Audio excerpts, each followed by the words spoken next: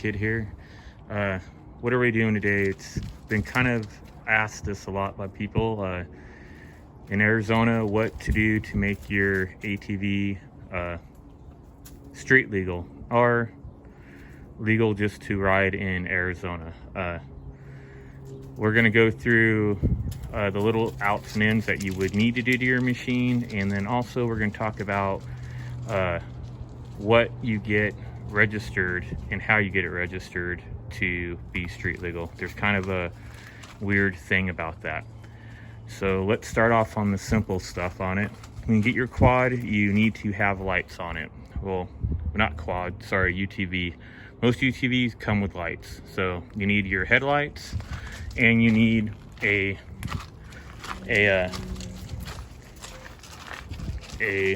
brake light, which obviously your machine comes with the brake lights already and running lights. So that is something that it already comes with on it. You do need a license plate light. Mine has one underneath here, right there. And it shines down on it. I just tapped into the running lights. So when the light comes on, that light comes on. Pretty simple.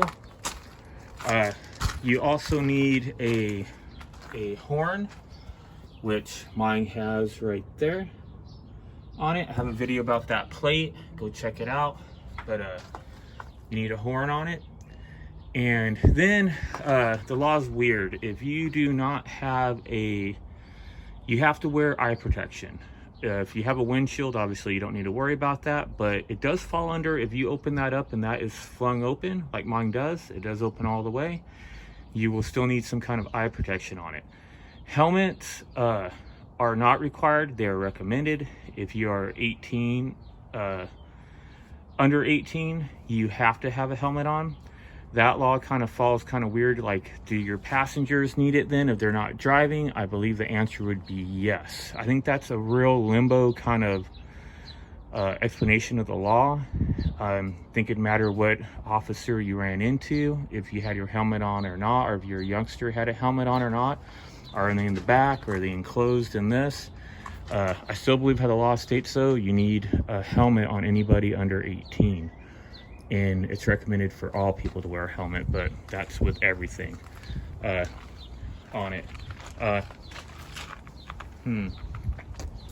The biggest one I get to a lot is, do you need DOT tires? That is a very gray area. I've talked to cops and it doesn't explain it very well. You know, I believe if you're going over 45 miles an hour or you're on a highway, you do need DOT tires.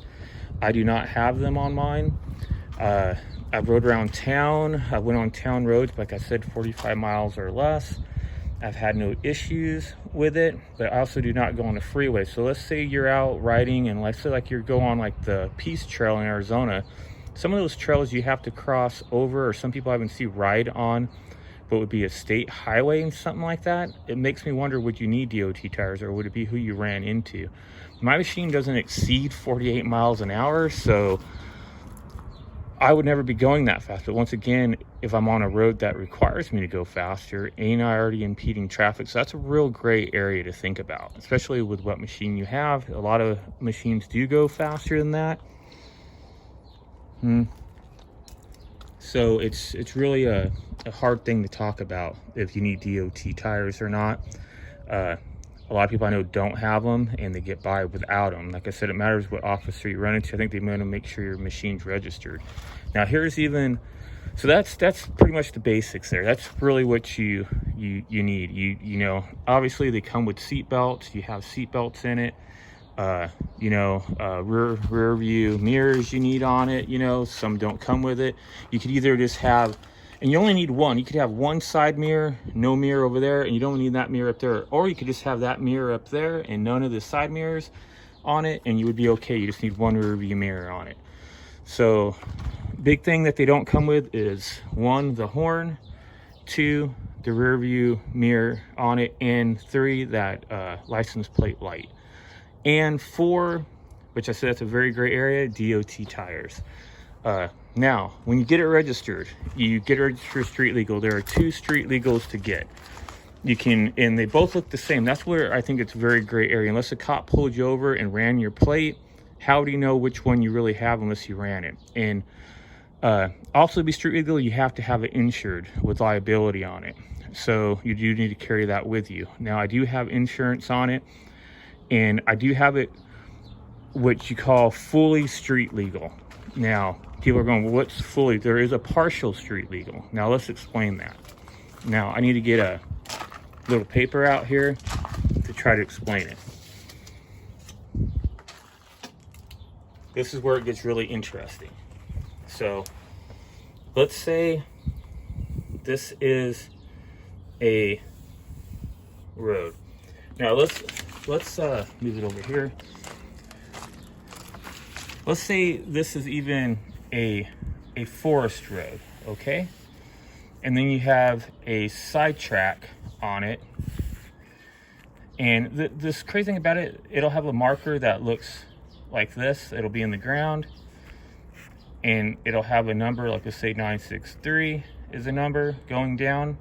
And then the forest road over here, I'll have a sign going this way on a pole. And let's say that's 765. That's a forest road. That road means you need to have, is my phone not focusing? That means, how I understand it, that would mean you need either a partial or a full. People mean, well, partial or full, what do you mean on that? Well, let's say down here, you come down a 1/4 mile, and there's another trail over here. And this is just a 2-track trail. They're not forest roads. It's got another marker that goes up and down like that. Let's get 213 on it. And let's say you come off this road, okay, and you go down and you go to this road. That is partial. That is meaning you can go partially on a forest road.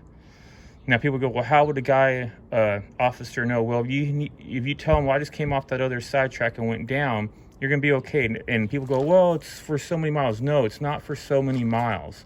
You have to be able to tell him you came somewhere. Now, if you're riding down this forest road for, 20 miles and there's no turnoff trail like that, you have to explain that you've been riding, and they'll just know. They'll know you've been riding on that road way too long. That's where you need full time on it. And people try to think that doing the partial, you can get by just riding up and down forest roads as much as you want.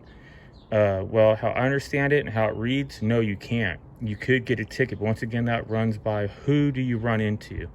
What officer are you going to get? And is he going to really run your plate to see if you're partial or if you're full time on the road or not? Because both of them, partial or full time, you need insurance anyways. So how does he really regulate that? I think it's a very gray area on it. I didn't want to take any chances. I just paid full, which it is very expensive to get the full other than partial on it. And how enforced is this? I do not know. Once again, I think it's the city. I think it's the officer. I think it's how they want to proceed with it. But just so you know, technically, if you're going up and down this road and you kept going up and down it and they see you going back and forth, they could give you a ticket for being partial because you're not registered to be on it full time. You're only meant to be crossing from side trail to side trail and only being partial time on a main forest road, which would have a horizontal sign and not a vertical sign going up and down. So that's something really to think about. I know it's a lot more money. I want to see like it's hundreds of dollars more, but I figured for a year, I'll just do it because I don't want to be pulled over. And then that also makes it where if I'm riding in town, the only thing that they could really get me for in town would be the DOT tires, which down the road, I might just get DOT tires. I don't know, but I don't ride a lot in town. And really the Pioneers are not meant to ride in town a lot because that solid rear axle eats up tires. So maybe if I had the 1000, it has like turf mode, it wouldn't be that big of a deal, but it is with the 700. So I hope that helps everybody. I know this is kind of a simple, quick video on it, just explaining what needs to be on your machine to make it street legal. Once again, it isn't very much. Like I said, to put a horn on it. You know, the horn is literally underneath here.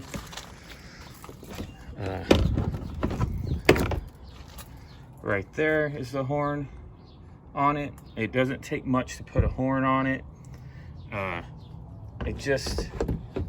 That's probably like one of the big ones. That tail light, like I said, you could go buy that little tail light. The horn I want to say was like 30 bucks or something like that, and it came with a switch and everything.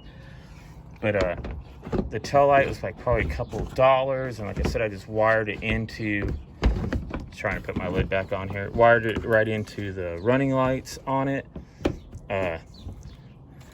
It's not a lot, you know. Your tail light, or your tail lights, your rear view mirrors, you know, like that one up there I think was like 10 bucks. These were like 30 bucks, and that pretty much is all it needed, because the running lights and the brake lights the machine came with. So like you turn on my key here, you know, the horn lights up, it does work. So also I'll show you that brake light. Just turn on my lights so they're on. Not the brake light, sorry, you'll see also those, the running lights, so you can see that they're on.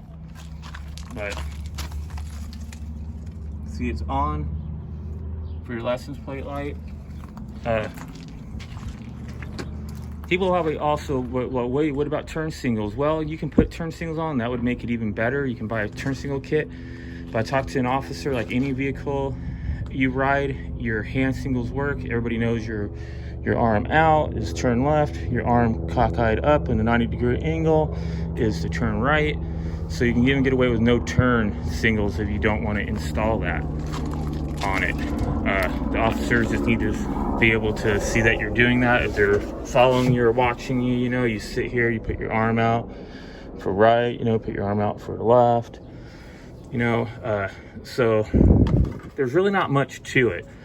The biggest one that I ran into, like I said, I talked to plenty of officers, is those DOT tires, guys. So just remember that. That's kind of a very limbo. I've tried to even talk to my friend who's a sheriff, and he says, gosh, it's a very gray area. He goes, it really matters what officer you run into. He can't even find exact paperwork or documentation to say exactly what you need. He says he can when you're on a highway or a freeway, because then the speed limit is so high, you have to have DOT rated tires. But when you're, I always say that word, 45 miles or less, like I said, my machine won't even go over 48.